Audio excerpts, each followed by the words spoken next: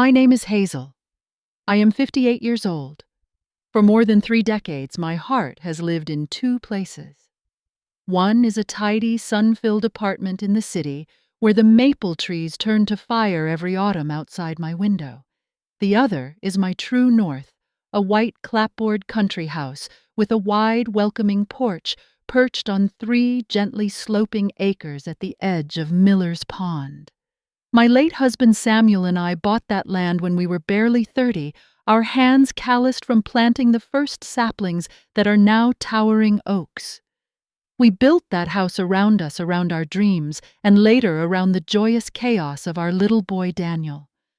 After Samuel's passing, the quiet of the country house became my companion, its gardens my sanctuary, its every creak and sigh, a familiar language.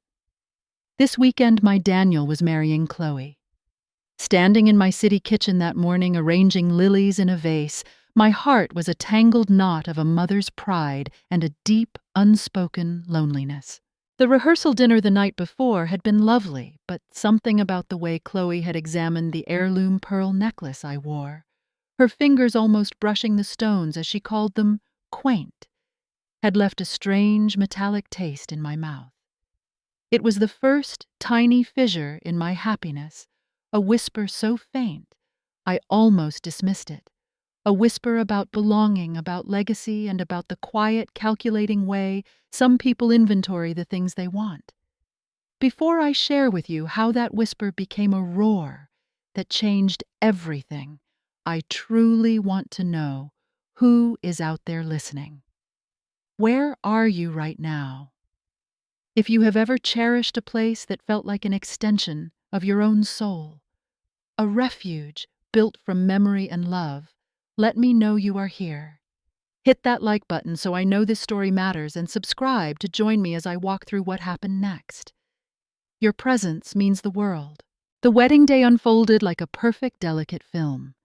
The late spring light poured through the massive windows of the downtown art gallery, turning the white roses into spheres of light.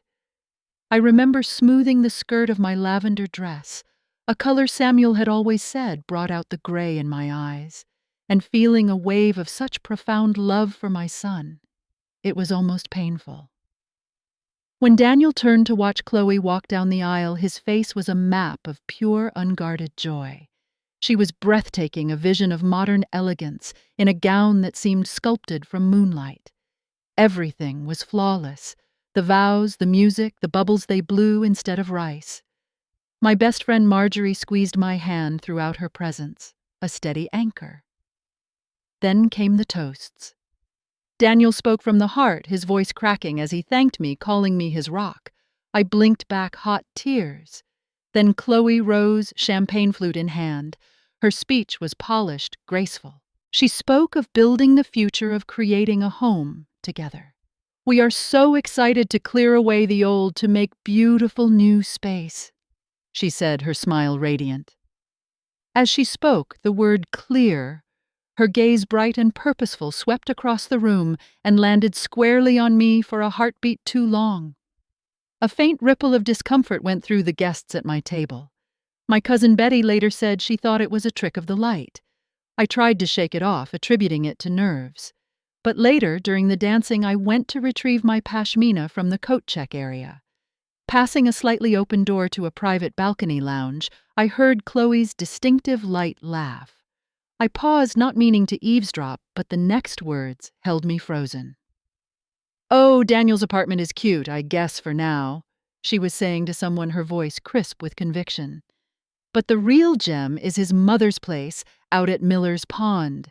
Daniel says it's on 3 full acres with lake frontage. Can you imagine? The property value alone is insane. It's just sitting there full of old furniture and memories."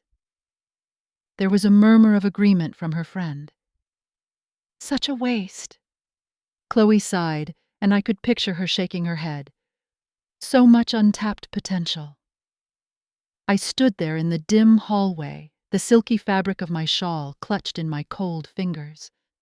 The woman my son had just vowed to cherish was in there, coolly assessing my home, my history, my sanctuary, as if it were a stock portfolio.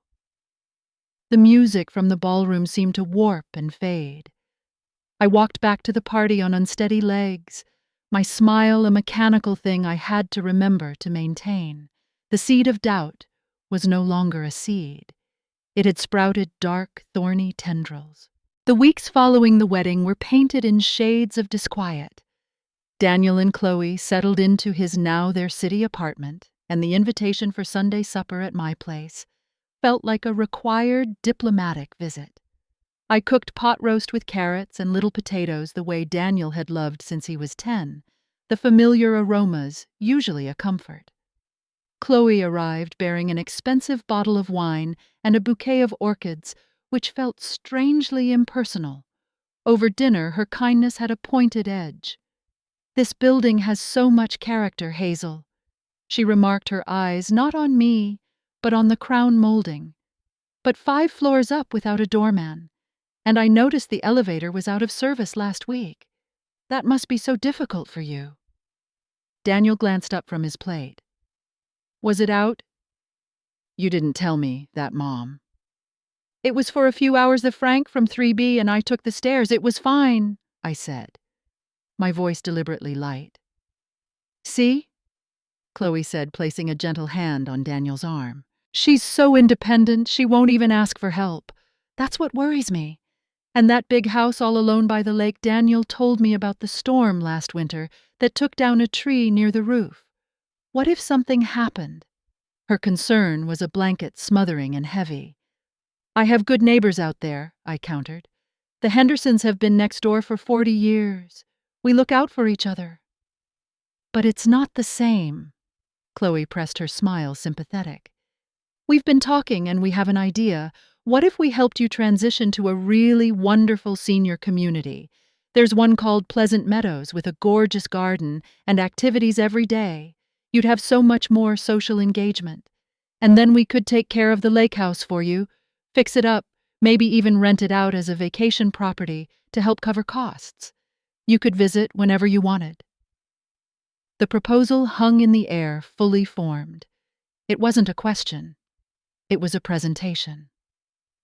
Daniel nodded slowly. "It does make sense, Mom. We'd handle all the stress. You could just relax." I felt the room shrink.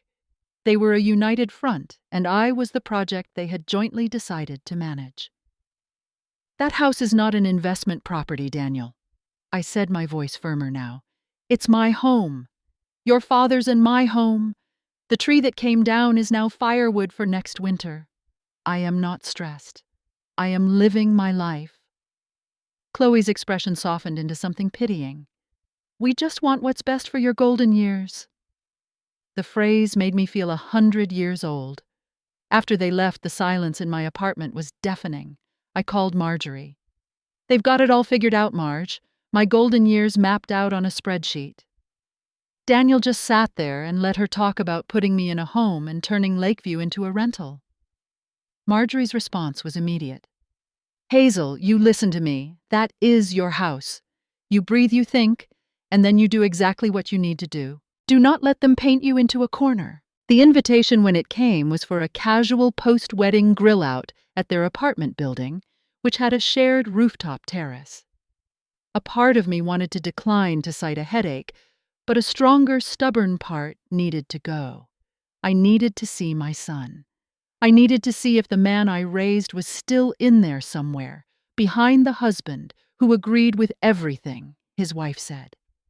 I brought a strawberry rhubarb pie, the crust lattice-topped, the way my mother taught me. Chloe thanked me and immediately asked if I could be a darling and help her bring up the extra bags of ice from the basement storage locker. "The elevator is working today, thank goodness," she chirped. Down in the cool, concrete-lined basement, I found the ice. As I hefted the first bag, voices drifted down the sterile stairwell from the floor above the door to the rooftop landing, must have been propped open. It was Chloe and her friend Sophia. They were alone. "So give me the timeline," Sophia was saying. "When do you get the keys to the lake house?" Chloe's laugh was a soft, confident sound. "Soon, I hope. We're just waiting for the right moment." Daniel was a little hesitant, but I made him see it's the only logical path. His mom is getting up there. It's not safe. We've already put a deposit down to hold a spot at Pleasant Meadows. It's the best one, but there's a wait list. The plan is to move her in there by fall. Once she's settled, we'll have the lawyer transfer the lake house deed into our names. The equity in that place is going to set us up. And we'll sell this city apartment of hers, too. Frankly, it's a waste for one person. The proceeds should cover her care for a long time. It's really the most loving solution for everyone. I stopped breathing. The cold from the bag of ice seeped through my blouse, but it was nothing compared to the ice forming in my veins. Pleasant Meadows. Transfer the deed. Sell my apartment. Cover her care. It was clinical. It was cold. It was a full audit of my life, concluding with my orderly disposal. I heard Sophia say something that sounded like smart planning, and Chloe replied, "You have to be practical about these things. Family assets shouldn't just sit around gathering dust." I did not make a sound. I placed the bag of ice quietly back in the freezer, turned and walked up the stairs. I did not go to the rooftop. I walked straight through the lobby, out the heavy glass doors, and into the fading evening light. I drove past my city apartment building without a glance. I drove out of the city, past the suburbs, into the deepening twilight of the countryside. I arrived at Lakeview Cottage long after dark. The motion sensor light flicked on, illuminating the porch swing, the hydrangea bushes Samuel planted, the familiar worn path to the door. I didn't go inside right away. I sat in the car watching the moon reflect on the pond. This wasn't my home anymore in their eyes. It was an asset, and I was the dusty old obstacle standing in the way of their liquidity. The hurt was a physical weight, crushing my chest. But beneath it, something else was born that night, in the quiet dark, a steely, unshakable resolve. I did not sleep. I made a pot of strong tea and sat at the kitchen table, the one Samuel had built, until the black sky outside the window softened to indigo, then to the pale, watery blue of dawn. The grief was there, a vast ocean of it, for the loss of my son's loyalty, for the betrayal that wore a concerned smile. But I could not afford to drown in it. Not yet. I had to act. When the clock finally read 8, I called Lawrence Whitaker. He had been Samuel's roommate in college, and the first person we called to celebrate Daniel's birth. His voice, still gruff with sleep, warmed when he heard mine. "Hazel, everything all right, my dear?" "No, Lawrence, it is very much not all right." I told him everything from the wedding toast to the rooftop conversation. I recited Chloe's words as precisely as a courtroom transcript. The line was silent for a long moment. "I see," he said finally, and his tone shifted from avuncular to razor-sharp attorney. "What you are describing is predatory. It is a coordinated effort to isolate you and gain control of your assets under the guise of caretaking. Legally, you are the sole owner. Daniel has no standing unless you gift or bequeath it to him. What is your instinct?" "My instinct is to remove the assets from the board," I said, my voice surprising me with its steadiness. "I want to sell both properties, the lake house and the city apartment. I want it done quickly and quietly. No fanfare, no opportunity for interference." Lawrence didn't hesitate. "Understood. I will draft the necessary documents. You'll need a realtor you can trust with your life." "Frank Brennan," I said without a second thought. Frank had handled Samuel's father's complicated farm sale decades ago. He was a man of few words and absolute integrity. My next call was to Frank. I gave him the abbreviated honest truth. "Frank, it's Hazel. I need to sell the cottage and the city apartment. I need discretion and speed above all else. Private buyers' cash offers preferred. No MLS listings, no open houses." Frank's calm, measured response was a balm. "Hazel, I'm sorry to hear you're in this spot, but yes, I can help. I know of people. Let me make some calls today." I spent that day not weeping, but working. I moved through Lakeview Cottage with a new purpose. I wasn't packing for a move to Pleasant Meadows. I was conducting a rescue mission. I filled boxes with what mattered: photo albums, Samuel's letters, Daniel's childhood drawings, my mother's silver service, the quilt my grandmother stitched. These were not for selling. They were the artifacts of my real life, the one they wanted to archive and put away. Frank's efficiency was breathtaking. Within 2 days, he called. A couple from the city, the Millers had admired the lake house from afar for years. They were looking for a quiet retreat, wanted a quick private sale, and offered a fair, all-cash price. I did not counter. I signed the papers Lawrence sent over. The following morning, Frank called again. A retired literature professor had been looking for a sunny, book-filled apartment in my building for months. She loved the built-in shelves and the park view. Another clean, swift offer. I signed again. The speed was dizzying, but it was my armor. Every signature was a declaration of independence they had not anticipated. While the legal machinery hummed in the background, I got in my car and drove south following the coastline until the city stress melted away. In a small, salt-weathered town called Seabrook, I found a "For Sale by Owner" sign in the window of a little clapboard cottage. It was painted a soft, weathered gray with sky-blue shutters. It was one story. It had a small, fenced garden. It was 2 blocks from the ocean. The owner, a widow named Mavis, invited me in for tea. We talked for 2 hours, not about real estate, but about gardens and loss and fresh starts. I wrote her a check for the deposit from my personal savings account. This place would have no history with my son or his wife. Its story would begin with me. I called Marjorie. "I need a moving truck and my best friend," I said.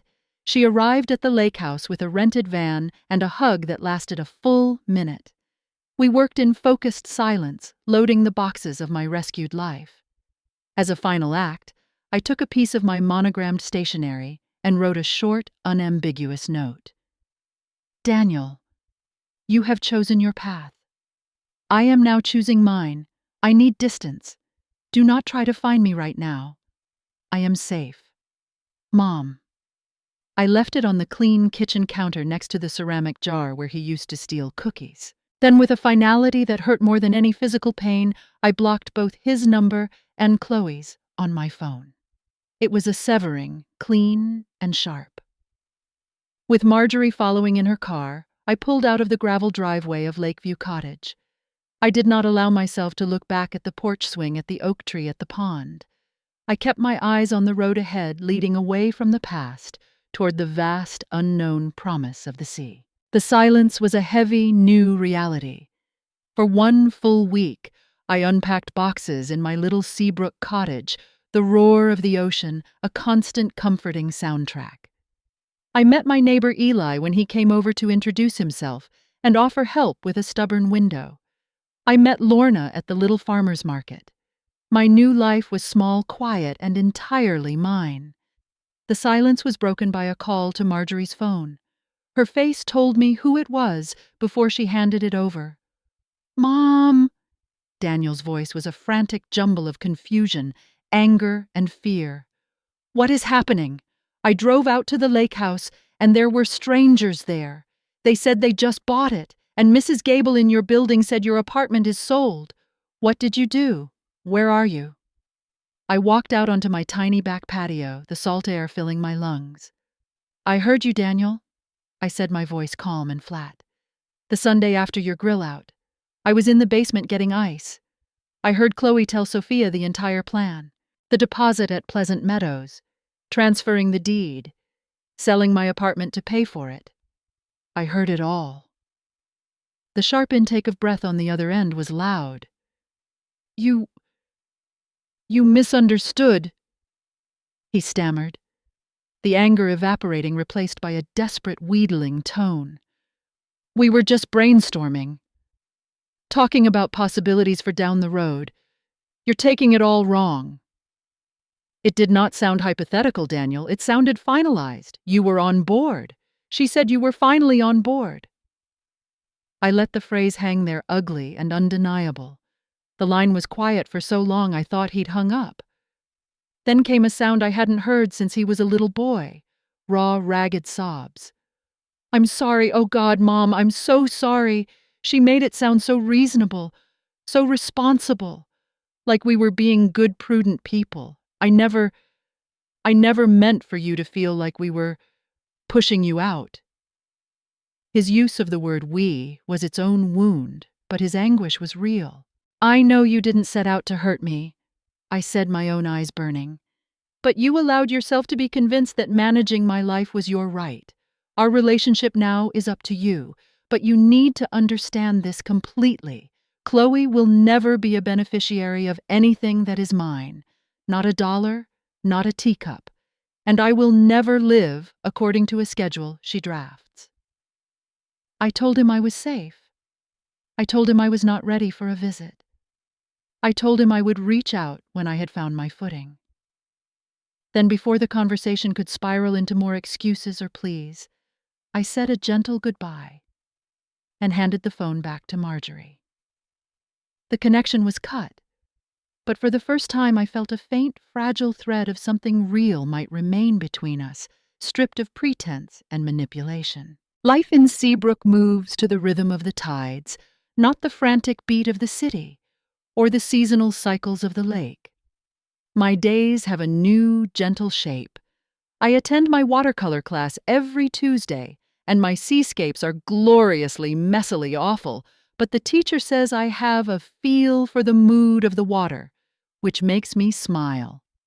Eli brings over crab bisque sometimes, and we sit on my patio and talk about nothing in particular. Lorna and I swap books and talk about them over tea. I have started a small, struggling herb garden. This life does not revolve around being Daniel's mother or Samuel's widow. It revolves quietly and firmly around being Hazel. I still speak with Daniel every Sunday. The calls are stilted, often filled with long pauses. He is trying. He tells me he and Chloe are in marriage counseling, that he is in individual therapy. He says he is beginning to see the patterns, the slow, insidious way his need for peace was leveraged. I listen. I do not offer advice. I do not absolve him. That is his work. With Lawrence's help, I established the Samuel J. Bennett Foundation, a small scholarship at the local community college for students entering the trades carpentry, landscaping, masonry. It felt right to take the solid, tangible love Samuel and I built with our hands and use it to help others build their own futures. The lesson this whole searing experience carved into my soul is this: love is not a blank check on your autonomy. Family should be a sanctuary, not a boardroom where your resources are allocated. The people who truly love you will want to safeguard your freedom, not your property. Sometimes the most profound act of self-love looks like a ruthless act of self-preservation to others. Protecting your inner peace is not an act of hostility. It is the ultimate responsibility you owe to the one life you have been given. I often sit on the smooth, sun-warmed stones of the jetty in the evenings watching the endless horizon where the sea meets the sky. The lake house now shelters another family's dreams. My old city apartment holds another woman's books on its shelves. But here, with the vast, humming, eternal ocean before me, I own something far more valuable than acreage or square footage. I own this profound quiet. I own this boundless view. I own the unshakable knowledge that my safety and my future are mine alone to steer. Samuel, my love. I kept our home safe from those who saw only its price. And now I am building a new one. It is not made of timber and stone. Its foundation is choice. Its walls are resilience. Its windows look only forward. And the key rests solely in my hand. I want to leave you with a question, one that sat with me during my long drives and my quiet evenings here. When was a time you had to redefine a boundary with someone you loved, not out of anger, but out of necessity for your own well-being? How did you find the strength to hold that line? Please share your experience in the comments below. Your stories create a community of courage here. If this journey of mine resonated with you, if it reminded you that it is never too late to reclaim your narrative and your peace, please give this video a like. It helps others find these important conversations. Subscribe to this channel for more real stories about navigating family, finding resilience, and the quiet power of starting over. And if you know someone who is facing a similar crossroads, please share this with them. Sometimes knowing we are not alone is the first step toward walking our own path. Thank you from the bottom of my heart for listening, for sharing this time with me. However, you are building your own sanctuary. Whether it's a place or a state of mind, I wish you unwavering courage, profound peace, and the gentle strength to protect what is yours. Goodbye for now.